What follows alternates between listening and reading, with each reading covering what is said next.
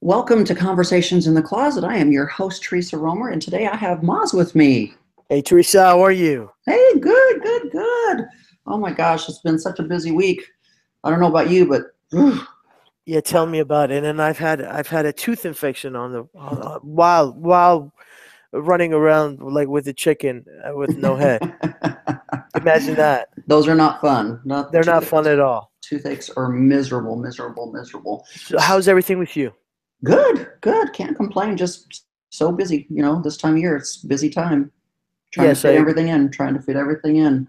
So, I really want to talk today, Moz, about something that's really, really huge right now, and it's got a lot of people watching it right now. But, you know, do you realize that there's over 1 million migrants fleeing to Europe to get out of their countries, and they're ending up in Libya, and they're being sold for like $400 a person? that in the 21st century is probably one of the most disgraceful news that you could hear. I mean, please, we had slavery back in the day. I mean, like, I thought we had moved way past slavery and human trafficking. I mean, like, to me, this is probably even getting worse than back in the slavery days. I mean, like, you see on the news these immigrants, they're just in these cages, and a lot of them, they're losing their dignity, their pride, they're losing their futures, and some of them are even losing their lives. They're being killed over there. I'm like, it's just, what does this world come to, where in the 21st century we're still selling people as slaves? I mean, like, It's I couldn't tell you what part of history we're reliving, but I can tell you that it's disgraceful. And to have I highly recommend that UN gets involved because something has to be done. People cannot just be going through this um, disgraceful time of being sold as slaves in Libya. And it's not just Libya though, Teresa. Now Libya is on the map and people are looking at it. This happens everywhere around the world. no, I know it's happening Now it's everywhere. happening as a mass production in Libya, but this Right. is happening everywhere. I mean, you have people in Saudi Arabia and in Dubai. We have a lot of investments in Dubai, and I go there when I come. I see the housemaids that they have. I see the nannies that they have. Um, they treat them like slaves. They don't treat them like we do in the United States as a family member when someone comes and takes care of our children or takes care of our home, and we provide them with love, affection, friendship, all kinds of support. These people I've seen with my own eyes are treating these women like slaves. And do you remember when you were down here in California and visiting, and there was an area that we went to that there's a lot of Middle Eastern people that come there to visit. Right. And believe it or not, and I'm telling you this is very accurate. There are attorneys that are waiting in the coffee shops, in the corners, everywhere, handing out their personal cards to these nannies and telling them, we will help you in the United States if you seek, Right. our help. And I know one of them already did, and she was the housekeeper of a very well-known princess from Saudi Arabia. This is happening daily, Teresa. It's happening everywhere. Now it's happening as this huge mass production of slavery in Libya, but before this, this is happening everywhere, and every what's single day. And what's really sad too, to top it off, is not only are these people being treated like slaves, some of them are even being sexual, like they are having to have sex with the people that Well, are. of course, that's one of them. When you look at history books, almost 60% of slavery and people held in slavery were rape victims. Right. So this is something that's a part of this violence, um, of slavery, is that the person overpowers another human being with threats, with torture, with rape, with physical abuse, So with everything. so I'm assuming these somehow these women, I guess for the most part, what you're talking about, housekeepers and nannies, but they could be men too. But for the most part, I guess they're somehow maybe smuggled into this country and either Well, sold, here's the either thing: the ones that we see in Saudi Arabia and that I go when I visit to Dubai, they're mostly brought from Indonesia, Philippines, India, right. from all these different locations. And yeah, they are demeaned, they are mistreated and degraded every single day of their lives. Right. So And what? So I'm saying they're smuggled into these countries, and then they're told by the people that have either bought them or just hired them or whatever that they don't have a voice. Like, I smuggled you in here, or you were smuggled in. You're not even supposed to be in this country. So if well, some you of them, yeah, some of them were smuggled, and some of them, believe it or not, because they have so much poverty in their own country, they flee to another country in order to work to provide for their families back home, and they end up in these situations. Like many of them that I saw in Dubai when I go here and there, uh, they came to Dubai, the United Arab Emirates, to work and to send money back home, and then they end up like that. So not all of them were smuggled, but Yeah, but in Dubai, you can't be in Dubai unless you have a visa. that's what I'm saying. They get a work visa, they come over because in Dubai you need to have a sponsor. Right. And when you have a sponsor, of course, all of these citizens of United Arab Emirates, they want to keep these. All of the Saudi Arabian citizens, they want to, so they sponsor them, they keep them there. But what during this process of keeping them there, it's one hell of a ride. Right. So I'm just saying that the person that's keeping that person, I don't want to say imprisoned, but as a slave, practically, they're basically silencing them by saying, okay, you're over here on a work visa. If you want to report me, you're going back to your country. Correct. Or if Correct. they were smuggled in, oh, if you report me, you're not even supposed to be in this country. So Exactly. that now they feel like they don't have a voice, like Oh, they of can't get out course. of this, and Well, so Teresa, for example, take a small child that's being bullied at school. yes. That child will constantly be bullied. After a month, that child no longer has a voice to stand up for himself or herself. It's human nature. When you are degraded and bashed and humiliated, you lose your voice. Oh, I know. I experienced that my personal self. My very first marriage, I was married to a man that hit on me every day for 7 years, physically, mentally, verbally. And you do.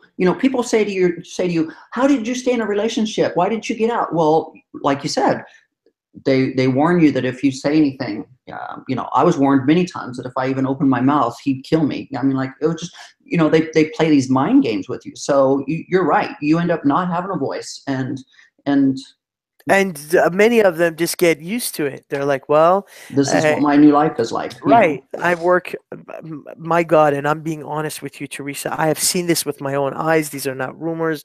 I have seen many business partners that we have in Dubai. I've been invited to their homes. Their housekeepers and nannies work over 15 to 16 hours. I can believe that. And some of them do not have proper sleep. Some of them do not have proper food.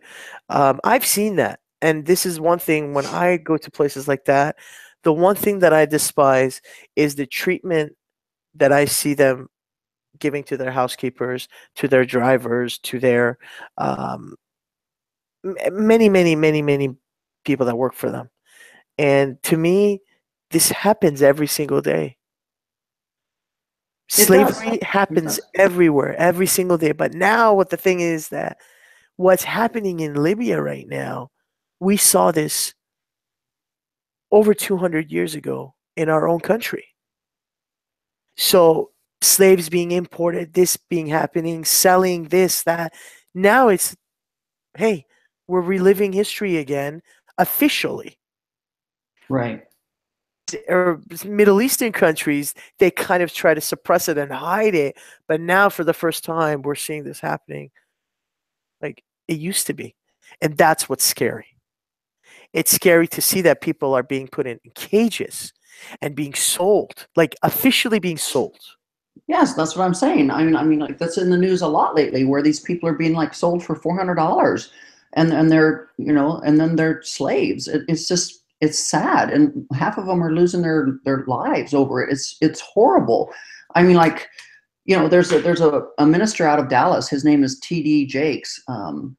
Well, they call him Bishop Jakes on social media, but he's really out there trying to help get this changed. And I don't know what it's going to take to get it changed. But the sad thing is that's happening overseas. What about right here in our own country? I mean, we on a daily basis here in Houston, because we are so close to the Mexican border, as you are in California, but we on a daily basis hear of these semi trucks full, full of people being smuggled over here from Mexico. Many of them in the middle of the summer when it's 100 degrees here in Houston, and the inside of those trailers are 200 degrees, and they open the back of those trailers and there's dead people in there, people that haven't been able to survive because they haven't had food, water. It's over 200 degrees in the back of that trailer. I mean, it's Yeah. horrible, horrible. I mean, human trafficking. I mean, like it goes on daily right here in Houston. And what's even worse is Yeah. the kids that are being Human smuggled. trafficking right now is one of the most sought after crimes in our country, in the United States right now, is human trafficking, especially children. It's You horrible. have children being trafficked more than adults right now in this country For sex. for sex, for being sent to different countries, Right. for crazy rich people to perform sexual acts with them. Mostly the children that are being abducted and, you know, sold for human trafficking is for sexual violence. Right. And what's so sad is we just had this happen over the weekend. On Friday, a 13-year-old girl um, was dropped off at her school, and the school later called her mom and said that she wasn't at school. And they found out through going through her social media accounts that this 13-year-old girl was on social media uh, correlating with this 26-year-old Mexican man. And lo and behold, he was able to persuade her to buy a bus ticket to Laredo. And from Laredo, Texas, she was smuggled into Mexico. They found her Sunday night in Mexico City. 13 years old. Her parents were devastated. But the sad thing is these predators are on social media somehow managing to coerce these girls, these young girls, into coming to them. I Well, mean, yeah, because Teresa, we're talking about kids. A child doesn't have that judgment to realize who's speaking to them on social media. That's one thing that, as somebody being in the technology world, owning a business in the technology world and social media, I see that social media has been one of the most blessings of our business generation, but also it has been demeaning and hurtful for children of our generation. Children are being lured into crime through social media. And the thing is, most of them disguise themselves as teenagers, their right, age, right. and they lure them into these traps. And these kids don't know any better. They don't No, know any better. no, and it's sad. You know, she's 13 years old. She's 5'7", brown hair. She already looks very mature for 13. But the sad thing is these parents on Friday, you know, there was a news conference on TV. They were sobbing. They didn't know if they were ever going to see their 13-year-old girl again. You know, they didn't know. They were pretty sure after researching her social media accounts, you know, that she'd been smuggled into Mexico. But what was so sad was you don't know if by the time they found her, if she would have been dead, or by the time they found her, if she would have been raped, I don't know how many times. You know, I mean, like it was weird. It's sad to know why this man was smuggling her into Mexico.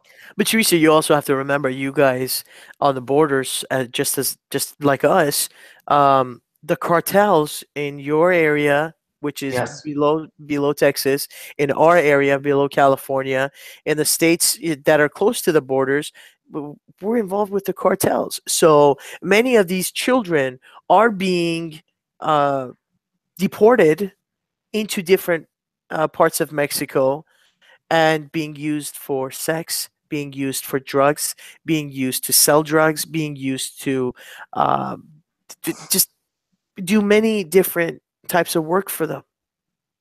So yes, and I it's don't and I don't know what's I don't know how. I mean, like, you know, they're saying that, you know, we need to reach out and support organizations that are giving aid to countries from which these migrants are leaving, or contact your local officials, you know, and become an advocate, you know. But I'm at a loss at how to help. I really don't know how to help. I mean, it's so rampant, and it's getting worse and worse, and I'm at a loss of words because I don't know how to help. well, Teresa, not you, actually, people like you do know how to help because your voice is heard everywhere. You have a following base that hears your voice. So I believe that people like you that are in the spotlight should use that voice and raise it for awareness and promote um, the stopping of such crimes with the platform that you have. So there are things that you can do, which you are doing right now, for example, in your podcast. Right, right. Um, I just think awareness, teaching people to be alert, teaching people to, you know, I remember back in the 80s when I was a child, there used to be, um, what was it called? It was called Neighborhood Crime Watch. Yes, I remember that was very, very intense back then. We lost that somewhere along the way. we did. And I think that promoting that again and getting the communities of every neighborhood to come together again and to become something that is a help. Well, you know, I don't know about you there in California, but here in Texas, especially here in Houston, we have a thing called Next Door, and it's always it's your neighborhood community. It's called Next Door, and so a lot of people post things in that, whether it has to do with crime or safety or whatever. It's like a neighborhood watch thing, but it's called Next Door. I don't know if you guys have that in California, but No, we don't have that. We don't have that here. yeah, that's very huge here in Texas. But literally, it's an app called Nextdoor, and it's every neighborhood, you know, in Houston has Nextdoor, and it's kind of our way of your neighborhood staying together and communicating. And you know, if there's a lost dog or a lost cat or a lost kid, or if there's, you know, a new predator in the area or crime, you know, so maybe that's what's replaced Crime Stoppers. I don't know, or Neighborhood Watch.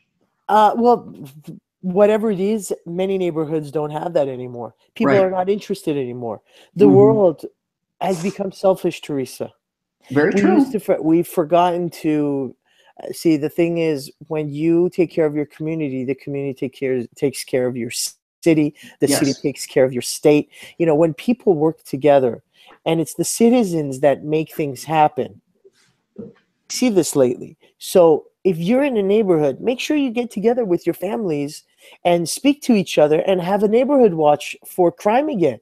This is Definitely. very important because, you know, for example, in my neighborhood, all of us know each other. And when the kids are out, there's one person out there watching if the Oh other yeah, ones aren't. definitely. So people need to have this. And Teresa, parenting has become so Relaxed. careless Yeah, lately. very relaxed. Yeah. It's become so careless. I look at some of my friends and I'm like, "Where's your child?" "Oh, he's outside." "Where outside?" "Oh, they're over there playing." you know, Someone can snatch your child. Oh, here's a good one. Here's a good one. We were out to dinner Saturday night. We were leaving the restaurant, and here was this little, I believe, 3-year-old just runs out the door out into the parking lot. And I'm looking around for its parent. I don't see it. It's dark. And he's out of the parking lot just running around. And then all of a sudden, we were able to lure him back to the door, and we got him inside the door, and we're trying to find his parents. We finally find his parents. The mom has one of the children at the salad bar making their salad or whatever, and the dad was standing in line somewhere else to do something with an infant in his hands. And we were able to find out that that was the dad. And we went up to him and said, here's your child. And he's like, oh, I thought my wife had him. And the wife thought he'd had him. So here's two parents that didn't even know where their 3-year-old was. Teresa, believe it or not, there are there are 3-month-old babies being sold. I Oh, mean, that is how degrading and disgusting and filthy the world has become. So we need to protect our communities. We need to protect our children. We need to protect our neighbors. If people come together as a community, I believe highly that we could be more alert for um, neighborhood crimes, for city crimes that involve trafficking. Because if people just don't come into your home and snatch your children or snatch people and leave, uh, they're left out in order for someone to take them. oh yeah, just like that little boy. Yeah. He easily could have been snatched in that parking lot that night. And meanwhile, his parents are in the restaurant, not even knowing where he is. Yeah, before, there was crazy people saying, "Oh, here's the candy van. Don't go get candy from that van." Those days have changed. You wish that there were candy vans. Right. I was watching a movie from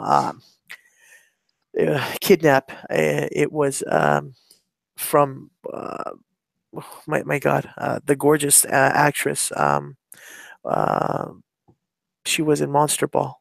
Shame on me for forgetting her name. Um, okay, I'm gonna stop this right now because I'm gonna edit this. Teresa, what's her name? Um, Meryl Streep? No. no, Teresa, what's her name? My God, Catherine the Zeta-Jones? gorgeous Um, biracial one. God, yeah, Rachel. She won an Oscar. Oh, Shame on me, Teresa. She was in Monster Ball. oh, Halle Berry? Halle No? Berry. Okay, Oh, let's get back. okay. 1, 2, 3. Yeah, Teresa, I watched the movie Kidnap, which starred Halle Berry in it, and believe it or not, exactly this topic was in that movie. She was at the park. She was making a phone call, and someone snatched her child. And it wasn't like a snatching like before. They were selling these kids. They were I selling these kids for human trafficking. I never watched that. Oh, I I need highly to see that recommend movie. I highly Yeah. recommend that you watch it. Anyone that's listening watches that movie. It's an amazing movie. She's an amazing actress and it's action filled until the last second. But what it also shows at the end of this movie is that if you sit there and you wait for the police, the locals, this and that, try to stop things, it doesn't happen. Right. You need to get involved yourself. You need to get your community involved. You need to get everyone around you involved because right now you don't know who to trust. For example, in the movie, the neighbor was a part of it with them. Oh my So, goodness. yeah, you don't know who to trust anymore. Right, right, right. Therefore, it's highly, highly important to have neighborhood watches, to know who the people you're dealing with, to know who is living next to you, to get involved. This way you protect. I mean, if you can protect your community, it grows more. Oh, People definitely. learn more and you can spread it more, you know. Definitely. Um, one of I think it's crucial that we uh, give people the hotline for human trafficking. I want this to be on our podcast. If you see anything anywhere, and you the slightest thing, contact the number 188 373 7888. It's the National Human Trafficking Hotline. If you see anything suspicious, report it. Don't report your police. Call this Right. hotline. Yes, definitely. Definitely. Hotline. Make donations to any human trafficking organization that you like. Research. I have my favorites. I'm sure many others have theirs. Support your organizations so they can proceed to do the things that they do to help these people. So it's pretty sad, Teresa. Yeah, uh, slavery, human trafficking is getting worse by the day. No, yeah, like I said, I mean, and it brings tears to your eyes to see it. You know, when they open a back end of a semi trailer and there's thousands of of so-called sold people. You know, they've been Yeah. sold. You know, or you watch it over there in Libya where they're in these cages and there's just thousands of them. And you think back to the 1940s and 50s. You know, when slavery was so rampant here in the United States. You know, and you're just like, wow. I just thought we were so past this. How has this Uh, become so huge again? You know, so I guess the takeaway here is you know, like I said, we have what we call it's called Next Door, which has kind of replaced the neighborhood watch thing here in Texas. So hopefully other states start to inherit it and go forth with it also in their communities because it's a fabulous thing. I get notifications on a daily basis from my community from it. So, but I think the takeaway here is just to try to be involved with your neighborhood, be involved with your community, and you know try to help other parents keep care of their kids because for some reason people are just not Take care paying of your attention to own their kids. kids if you're going out. I swear to God, Teresa, my toddler, she runs around everywhere. We got her a kid's leash. These Right. backpacks with they Oh put yeah. around them with a uh, leash because yes. you don't know what. I don't trust this world anymore, to be honest with you. I don't trust Yeah. anybody around it. So protect it. Protect what you have. Protect your neighbors. Protect your community. Spread it, spread Right. that Right. protection. And especially states like ours Yeah. that are close to that The to that border. the border of such groups as the Oh, cartels and many different other ones. and pay attention to your kids' social media accounts. My God, I mean, like the predators just lurch on that all the Yeah, time. I they mean, it's steal horrible. pictures, Teresa. Yeah. Yeah. They steal pictures and make fake accounts to interact with your Yeah. children. Yeah. So. I'm in social media marketing, and I'm warning parents out there, watch out for your children's social media accounts. Yeah. Well, great topic, Moz. So, you know, with that said, I hope you guys take away a good amount of information out of this podcast. And I hope you all have a wonderful rest of your day. And make sure you get out there on social media. Find me everywhere on Facebook, Twitter, Instagram, and YouTube. And another great podcast, Moz. Thanks a lot. Thanks for having me, Teresa. Bye, everybody.